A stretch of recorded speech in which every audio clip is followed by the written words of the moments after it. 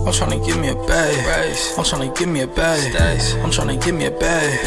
I'm tryna give me a bag. What's up? You are now listening to FY Fly the podcast, and I'm your host, Hassan Thomas, along with Remy, and we are here to share tools on how millennials can budget, save, invest, and understand student debt and credit to achieve financial freedom. If you're a high school student, college student, or someone who's interested in gaining more financial insight, this podcast is for you. I'm tryna give me a bag. I'm tryna give me a bag. I'm tryna give me a bag. I'm tryna. What's up, my FY Fly folks out there? How y'all doing? I hope y'all doing all right. Welcome to the FY Fly podcast. My name is Hassan Thomas, aka the kid that did and the man that can, baby. And today, we're gonna be chopping up with financial guru and the author of Financial Adult, Miss Ashley, aka the Fiscal Femme. How you doing? I'm doing well. Thank you so much for having me. For sure.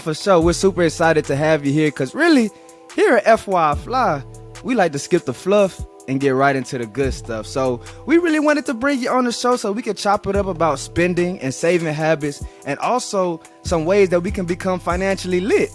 So let's start with your journey. Like, have you always been good with money, or was there like an event in your life where you were like, okay, it's time to get right? Definitely not always good with money. I think that is why I do what I do, because if anyone were to be good with money, it would have been me, because I studied finance in college. I worked in finance, but I still knew nothing about my own money. And I made mistakes in all the different areas. And I think the reason I like to talk about it is to take away the shame of that.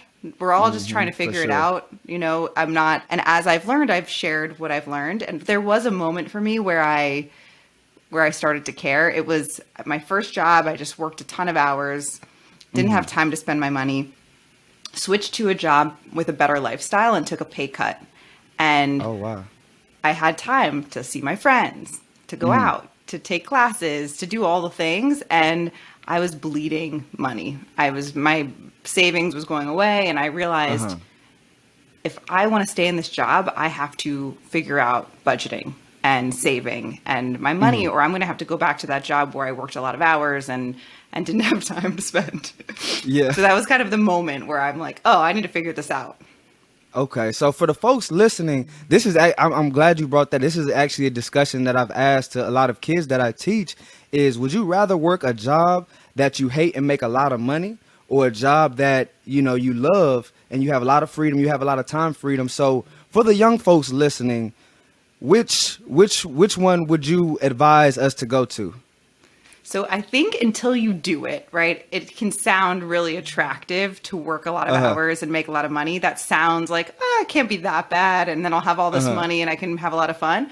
But as someone who did it, it is never worth it to me, right? That, it ain't worth your mental health. Yes. And like, I couldn't see my family. I couldn't work out. I ate every meal at my desk. Like, it was a great experience. And I think there's seasons of life. So if that is a job you take for a couple of years to learn a ton and put it on your resume, that's one thing. But for me, it was something I knew I wanted to do, and then move on to something where I had more time freedom and I could see the people that are important to me. And I was willing to I invented this term called Frugal Joys.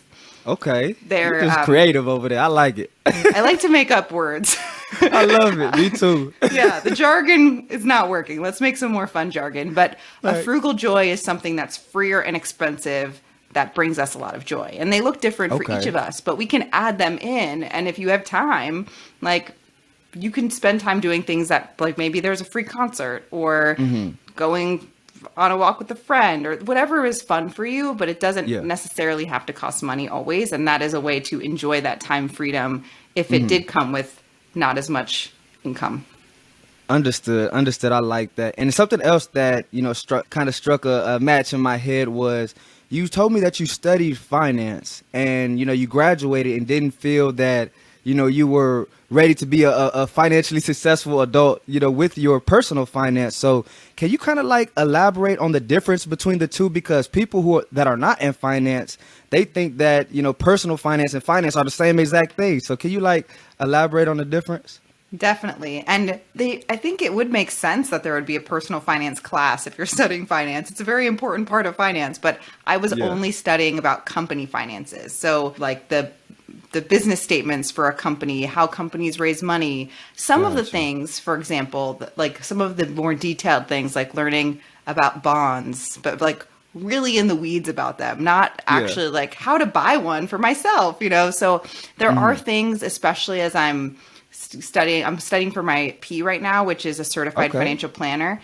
And now I'm noticing that some of the things do overlap more, but kind of like the things that helped me in the day to day when I first started a job, like a budget, how to open a bank account, what is a credit card. Those things were not covered at all. And it was very much focused on company or corporate finance. And I do think because I remember one time I asked my mom to cash a check for me because I was working so much I couldn't take the cash to the bank during bank hours. And she said, "Don't you work at a bank?" And I said, "Not that kind." So I feel like there was this extra shame about not knowing about it because I thought I should because I worked in finance. But it really, none of it applied. Maybe now I'm really comfortable in spreadsheets. That's helpful. But a lot of the other things were not as helpful for me.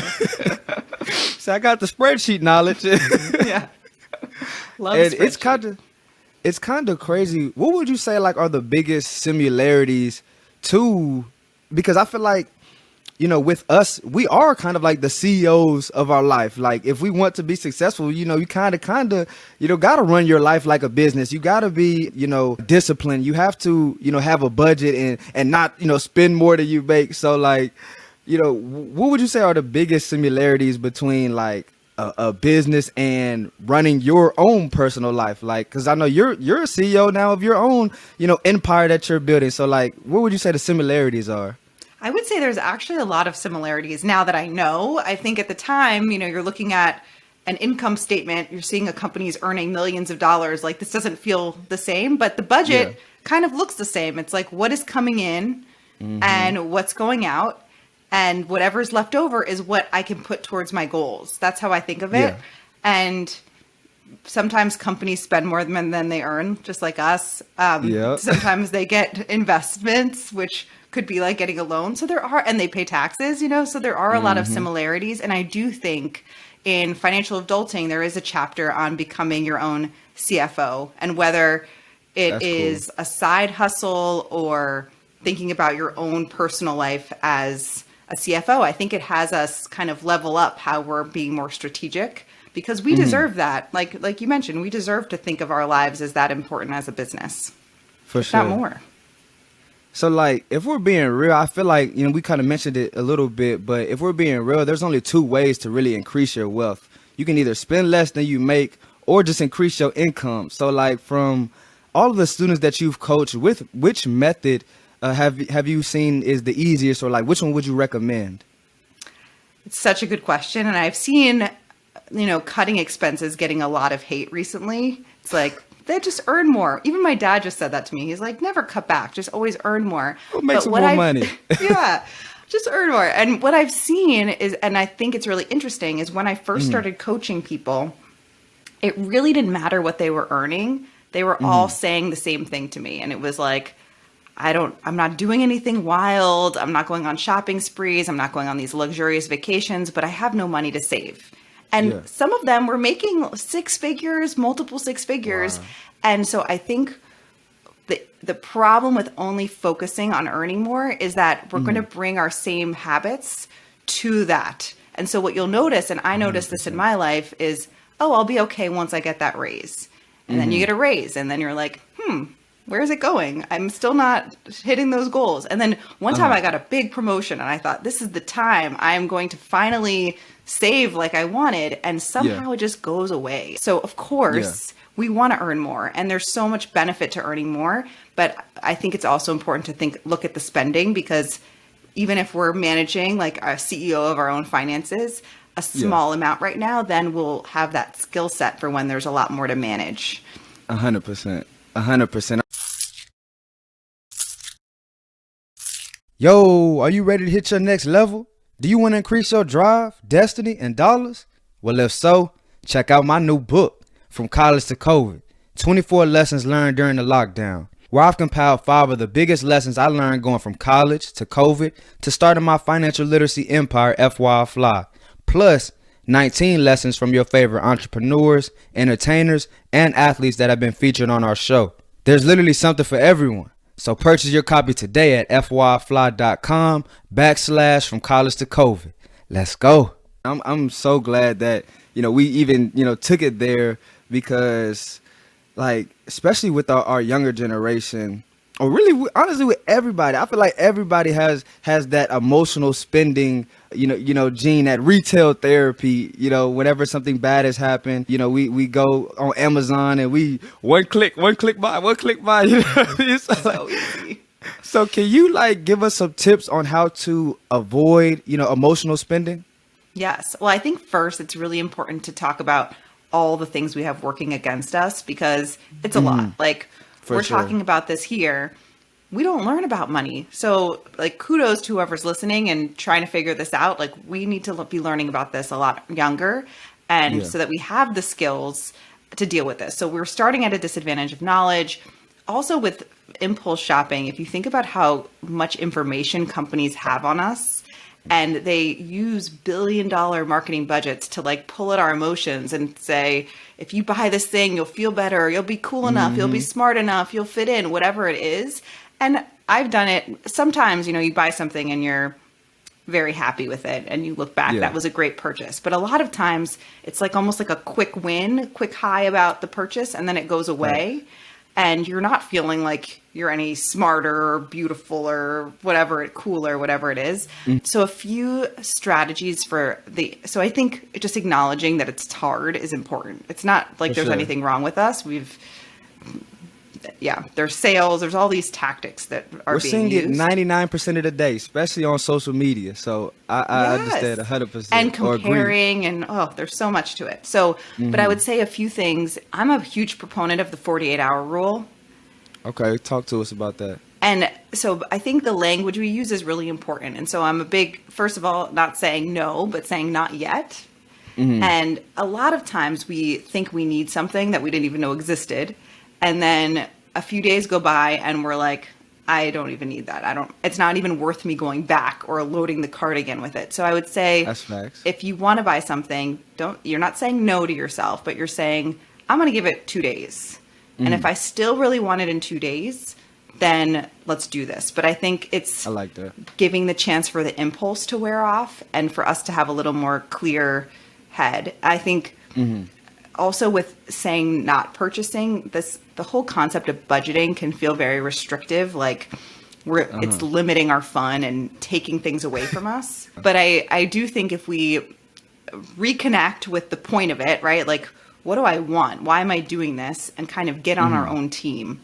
Actually, if I paid off my credit cards, I'd feel so much less stressed. That is actually what I really want. Or if I put together this budget, I can build in that super fun thing I love to do and not feel guilty about it because I know it works with the budget. So starting to think of a budget as this gift or this self-love thing, and then going to it when we're about to make a purchase. Does this fit in it? Will I let go of something else to do this? Is it worth it to me? What is the opportunity costs? What am I not doing with that money if I choose the purchase? Is it taking away from my goals? Is it going to add to my debt? So just to start getting, I guess, some clarity on what is truly a treat to us versus what just is a short treat. So clarity, and I think also being intentional about where you want to put your money and put your dollars, because it sounds like, what you're saying, use those dollars as a tool to do the things that you want and do the things that are important to you. So I love saying that a budget is not a life restrictor, it's a life enabler. It enables you to do the things that you love. It enables you to eat out. If you got your certain eating out fund, you won't, like you said, you won't feel bad about eating out because you have a fund of, $150 or $100, a month or 2 weeks that you can spend on eating out for you and your family, or just for you. If you want to go pig out, hey, you got $100 to eat out whatever you want. And like you said, it's a much more enjoyable like spending that money when you know you have everything else taken care of. Right. Otherwise, we're spending and we're feeling guilty about it. And I'd say also just set yourself up for success. So like waiting the 48 hours, if you're tempted by sales emails, unsubscribe or put them in a folder or something where you only see them if you need. I think just cutting off the ways that companies can get to us, I think can be helpful if that's something. I think playing detective a little bit and noticing, I ended up buying that thing I regret. What happened? How did they get me? Right. And how can I protect myself for next time? And it was crazy because I saw a post on your Instagram and it gave like the steps or order of operations, if you will, on how we should be putting our money to work. So can you elaborate for that? Like what accounts and investments should we be utilizing first whenever we get our paycheck? Yes. And this, there's different opinions on this. This is kind of what I think the kind of order of operations is first and foremost, some rainy day or crisis fund, some cash in the bank.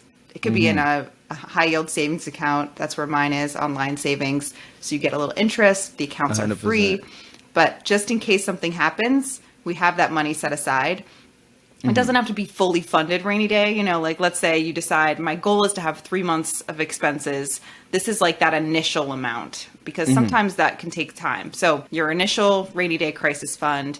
Then if you get 401k matching through your company, that is really important to utilize just because every dollar that you're putting in that they're matching is 100% return off the bat. So you're not getting that return on anything else. Quick question on that. Would you still suggest that if you're not getting the match? So the not getting a match comes next. Comes in 2 steps. Okay, so this is just for match. And then from there, high interest credit card debt, paying that down. Just because when I'm looking at which to prioritize, it's a lot about what it's costing you versus what it's earning you. And so the rainy day is protecting us because a lot of things we can't pay for with a credit card anyway, and we wouldn't want to be building more debt if we are in a crisis situation. So some rainy day, 401k matching, paying off high interest credit cards, retirement investing, which is, like you mentioned, outside of the 401k match. So it could be putting money in a 401k, in an IRA, in an individual retirement account. But what's great about those types of accounts are that they're tax advantaged. So you're growing your money in the market, and then you're also getting those tax advantages. And then I think everything else kind of comes after that. So, and building your rainy day comes right before the retirement. But like comparing your student loans versus investing versus house saving fund versus your vacation, those all to me come in the everything else bucket. And should that be balanced across all those different, like, because a lot of people, and this is a pretty well-known conversation in the financial world, like, should we be investing, paying off debt, and saving all at the same time? Or because you did mention that high interest credit card debt needs to be paid down, like ASAP. So what's your thoughts on that? So I think as far as balancing goals, I think a lot about our motivation. And it's kind of like, I think in personal finance, our behavior and our motivation are often not put at the forefront. Really, we always are focusing on the numbers. But if you think about choosing a number of goals, almost like, this is a very weird analogy, but carrying, like if you have a bunch of balls and you're trying to bring them down the beach, right, to the end of the goal, if you're doing it with 10 different balls or trying to fill up 10 buckets, you're only going to be doing a little bit at a time, but you're contributing to all these goals. At the same time, if you focus on 2 or 3, you'll be making a lot more progress, even though you've had to kind of zero in on 2 or 3 goals. So I think often, and it depends on the person, but often having like 2 to 5 goals that we can really see progress on is a lot more motivating and exciting and keeps us going more than if we have 10 that we're like, did that even go up? Like, it's so small. You got 10 goals and it takes 10 years to build them up. You just like, geez. So that makes a lot of sense. I want to just celebrate one. And technically, right, the same amount of money is going towards goals. So you're making as much progress technically, but it just doesn't feel like it. And you never get to hit a goal. It's kind of like why the different forms, like the different prioritization of paying down debt, why the snowball method works really well, even though you're paying off the debt with the smallest balances first. instead of the debt with the highest interest rates, so that you can cross it off the list and get rid of it. Technically, the debt with the highest interest rate is costing you the most money, but it just feels so good to get rid of a piece of debt and to like move on to the next, that it really that momentum, that snowball building up. Exactly. And we like really end up moving faster for a lot of people, that way works better. So I think, and these are things you can test out and adjust. If you're like, I thought I wanted 5 goals, but that's too many. I'm not feeling good about it. You can always move down to 3. And that's why they call it personal finance. Exactly. Whatever works best for you. And I wanted to get your thoughts on investing. Like, how big are you on investing, and like how much does that play into our future of our financial health? I'm a huge believer in investing. It was actually when you mentioned the 2 ways to build wealth were increasing our income and decreasing expenses. And I was like, and then investing it.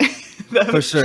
Growing what money we do save. And I think, real wealth is typically built by investing, because that it's giving that money, and there's that beautiful thing of compound interest where our interest earns interest, and money saved just in a savings account might earn a couple percentage points. It's going up because of rates, right? The silver lining, but it's losing value. It's not growing for us. And so as daunting and scary the investing world has been made to seem, it's almost critical for us to be investing eventually, once we're ready and have the boxes checked, to build wealth and to retire. When we talk about saving for retirement, it's really investing for retirement, so that when we have a long time till we need the money, we have the opportunity to let it grow and compound for us, which the charts are so fun to look at.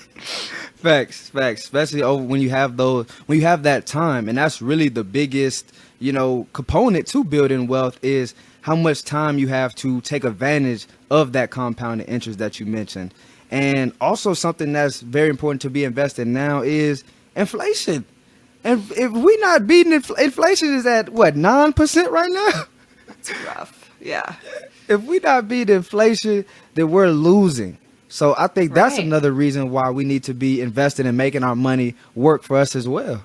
Right. And the market's down, which can feel even more scary, but that's when it's on sale where you got to get in. So yes. And my investing, how I invest is super simple and boring. It's like I invest in low fee funds and they go in. I invest each month. So it's on a regular interval. I'm not trying to time it, trying to look at when I think it's going up. Automated is the way to go. Yeah. So that's how it's just putting it in some funds and leaving it as long as I can. And then I also have a question, because when we were mentioning these, I didn't hear you mention my favorite, the Roth.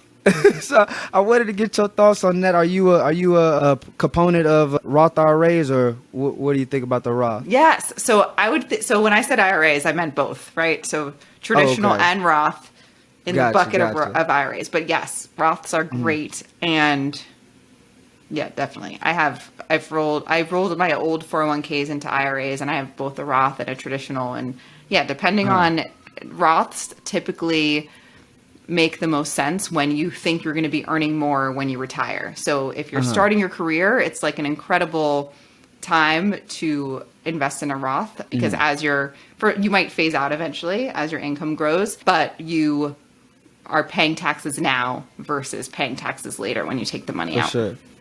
Yep. That tax-free growth is unbeatable. Because I know Roth, whole life insurance, IUL, and high yield savings accounts, I think there are the only 3 accounts in the world that grow tax-free.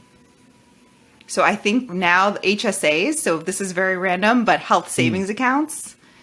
That's what I meant. Not high yield savings account. Health savings. That's what I meant. That's what you meant. Yeah. For sure. Yeah. And I think 529s like for children's school, but you got to use it for tuition. So it's if you have kids, it's a great one because it grows tax-free too. Okay. 401ks as well. And I kind of want to get into more of the personal finance, because this is a show about financial literacy, which is not only understanding how to budget your money, but also being able to grow and save your money effectively and efficiently. So our listeners really want to know, can you give us like a good money habit that you do? And if you have any bad money habits, let us know those so we can, cut them off. Yes, always. So I think one of my favorite money habits, and I think it's one of the most powerful ones to build, is having money parties. Money parties. Oh, Yes. Talk to us. So money parties are time we set aside to show our money some love, to do our money to-dos, because we're busy. We got a lot going on. And if we just don't create the time, we're not going to look at it.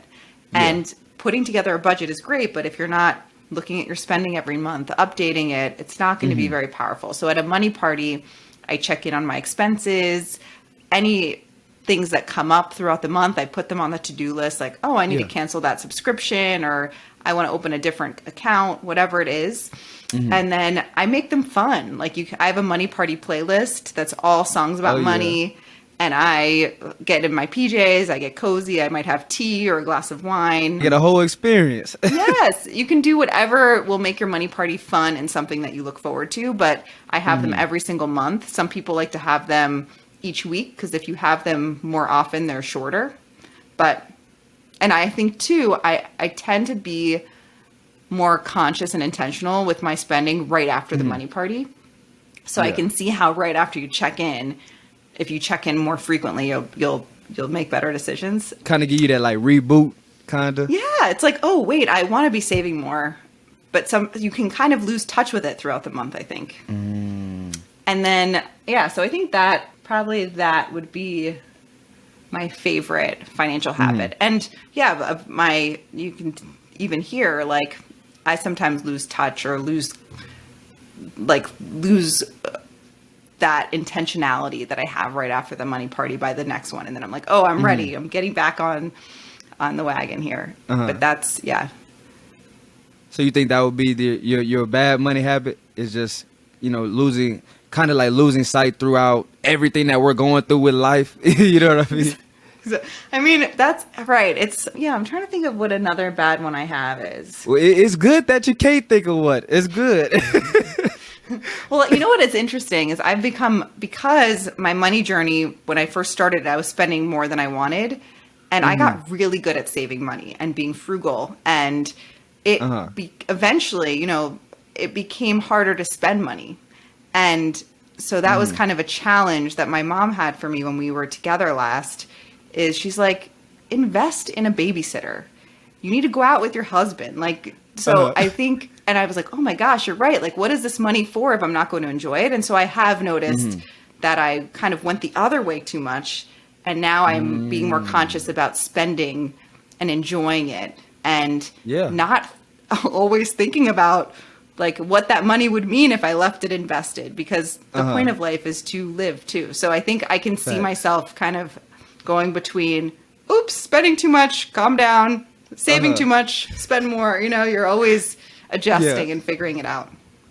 Oh, I've never heard that before. I've never heard it, be put that way. So that's amazing to even think about it that way, because like you said, or like we talked about already, we have to use that money as a tool, and that tool is going to free you up to spend more time with your husband, to spend more time and do fun things, and so it just makes complete sense. So if you could really like go back to high school or college, Ashley, what would be like the first money move that you would make in this current economy we're in right now? Like if you had to start all over with everything that you know now, what would be the first thing that you would do? The one I think about all the time is like, if I had the Roth IRA when I was 18, like, oh my gosh, what would have happened with that? Even a small amount of money, and honestly, and the thing I stick with now, and I think if I could have started earlier, it would have been great then, is just to take little steps.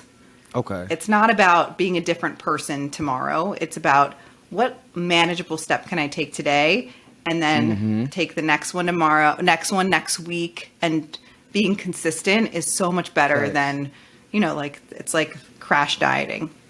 If I'm not eating anything, no sugar, then all I want is cookies, right? But if it's, I'm going to just drink more water today, or I'm going to just put $5 a month in savings and see how that goes.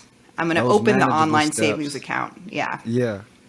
I love that. I always tell people, like, let's not jump over the large hurdles. Let's not jump over the highest hurdles. Let's step over the small ones and continuously and consistently step over those small hurdles. And that's when you'll start seeing that big change in your life. And then also I wanted to touch back on that money party, because it's still in my head, that money party. That is fire, because wherever you put your intention, that will grow. You know, if you put your intention on social media and Instagram and you focusing on that, that's going to grow. If you put your focus and your attention on your money, it will grow. So I think that money party is really cool. So for the folks listening, you know, come up with your own money party, come up with your own theme, your own experience that makes money, you know, that makes managing your money fun. And you could also, I was hosting them live in the city, so you could do them with other people. And that doesn't mean you have to share about all your finances with them. But even if your friend and you and a friend are doing it at the same time in different places, but you're just texting each other like, how's your money party going? Are you doing it? There's accountability. And you can even go out together after as a reward. Like you can have rewards with it. So it can be a solo thing. It could be a family thing. It could be a friend thing. There's so many ways to do it. But thinking about, there was someone in one of my workshops who his idea was his favorite food is ice cream. And he's only eating ice cream at money parties. So he's like setting up the association, which you don't have to be that drastic. You can have ice cream more than once a week. But that was just how he was brainstorming. I thought was helpful. Like, how do I make this something I look forward to? He set himself up for success. So that's what you got to do, and find your personal way to, you know, make your personal finance blossom. So I have one more question for you. I'm going to read you 2 quotes, and I need you to tell us which quote is more accurate in your opinion. Okay. All right. So the first quote is, more money, more problems, like Biggie, or money can't buy happiness. Which one do you believe is more accurate? So, you know, I do think there's a base level of money needed to be happy, right? There's like, you need your needs met. You need to be okay. You need to feel safe. You need to be fed. You need to have a roof over your head. So in that way, 100%. But there have been studies that show there comes a time where your earning is not bringing more happiness. So I go both ways on that one, because it is really, it gives like even I'm a mother of 2, and having childcare is so expensive, but it's like life-changing for happiness. And so money gives you a lot of decisions, freedom, choice. But at the end of the day, there are a lot of really rich people who are really miserable. So I think there's a lot more to it than just, and using your money for happiness, for what you want to see more of in the world, creates the happiness with the money. And once those needs are met, there's a way to get a lot of happiness without the money. Enter Frugal Joys, family, friends, like so many things that are really important. And I do think, you know, there's a lot of examples in the media, because we love stories that are like Bitcoin millionaire overnight and all these things. And I think, or there's a lot of stories about very wealthy people who have a lot of problems. And so then you go to Biggie's quote, but I do think that it is possible that you might have, you know, a lot more accounts, things might get more complicated. But I do think that there are a lot of examples of people who have more money who have very great lives. So I think those are kind of the sides of the quotes I agree with. And then the sides of the quotes I'm like, not 100%. The biggest thing that you said was what you started off with. That baseline. That baseline is huge, because that really sets up everything else. You know, you can't have happiness if your child, or you can't eat. You can't have happiness if you can't, you know, give a little extra money to your parent who may be going through some health issues. So by having that baseline that you mentioned, that sets you up for, okay, we can breathe. You know what I'm saying? Exactly. We can breathe. And then now we can look for, like you said, those frugal joys. Joys. And also I think there is some wiggle, even after your needs are met, there is some space where more money makes life great, you know, and more fun. But it is, there's a lot of mindset too, I think. So I think it's both. And I do think to say money can't buy happiness to someone who has things they need that money would buy can be very frustrating. For sure. You know? For sure. Like, it would buy me happiness, so thanks. I love this. So thank you so much for coming on and joining the FY Fly podcast. If you got any final words, let them know where to reach you. Talk to them.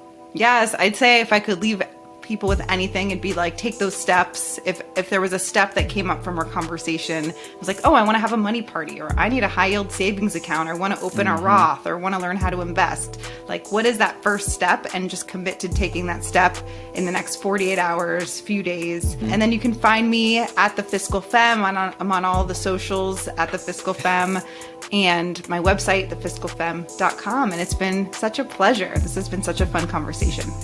Facts. I enjoyed myself so much, and that's what I love leaving people with. So you actually did it for me. Everybody knows I love telling people about those small action items, those small action steps. So thank you for, saving that time for me. We are very aligned, I think. We have a lot of alignment here.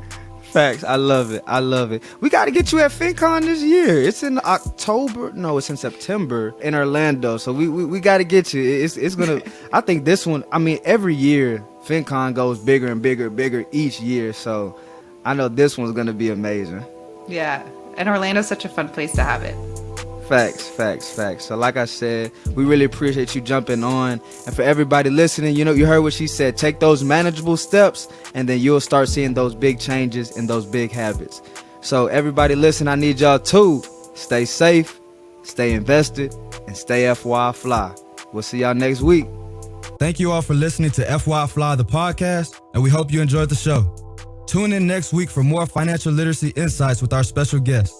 Please visit our website, social media platforms, and subscribe to our YouTube channel at FYI Fly Podcast. That's FYI FLI Podcast. See y'all next week and stay fly.